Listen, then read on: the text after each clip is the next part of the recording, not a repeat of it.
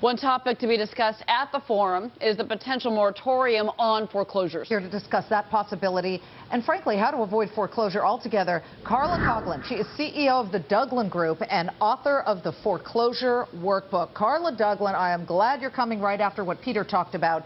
If we do indeed have 1 in 10 people in this nation who are either behind on payments or in some stage of foreclosure, how do they keep their home? How do they save this situation from turning into a disaster? Well, it's really important that people at this particular point pay attention to what's going on in their own households. We're having a lot of discussion about what the government is going to do or not going to do, and homeowners need to figure out what they are going to do specifically. Some of the things that they should absolutely do is, number one, you've got to understand what your foreclosure timelines are. At this particular point, people stop answering the phone. They stop opening their mail, and everything they need to know about their situation is in the mail. So it's really important to start opening your mail to find out what your deadlines are, how much you owe, and once you get those numbers, you then need to start facing your finances. What does your income look like? What do your expenses look like? You've got to understand your own financial picture before you even reach out to your servicer, because once you understand those numbers, if your servicer comes back and says to you, well, this is the workout proposal that I have for you, you will understand if that meets your household income. Carla, we got a very troubling statistic this morning that not only are folks defaulting, but now there's an increase in re-defaults. They went to the bank, they did everything that you're suggesting, but now they're behind again. Big rise in that. What do you make of that statistic?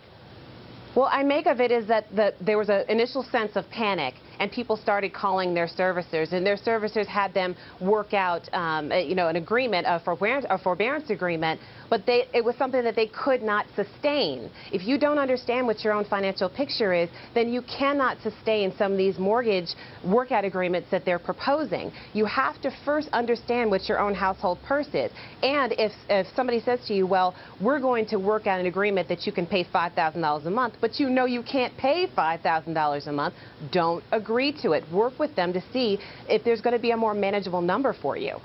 Do you get a sense that there are lenders out there who are knocking percentage points off enough of these mortgages? And what about those of us who have followed the rules and paid our mortgages on time?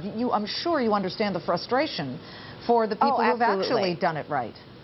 Absolutely. And there are people who are saying that, if my neighbor is going into foreclosure, this shouldn't be something that is only available to them. It should be available to me, too, and I've done the right thing. But I think what people really do need to understand is that there are a multitude of circumstances why people go into foreclosure. Not just I've missed my payments, but there are people who've had to relocate from one city to another and can't sell the property that's in City A while they're living in City B. So there's a lot of different reasons that people go into foreclosure. So these banks do need to understand on an individual basis what people need to do in order to save their homes. There's just no magic bullet to this problem at this point. Carla Douglan, thank you very much. Appreciate the insight, the help. Thank you.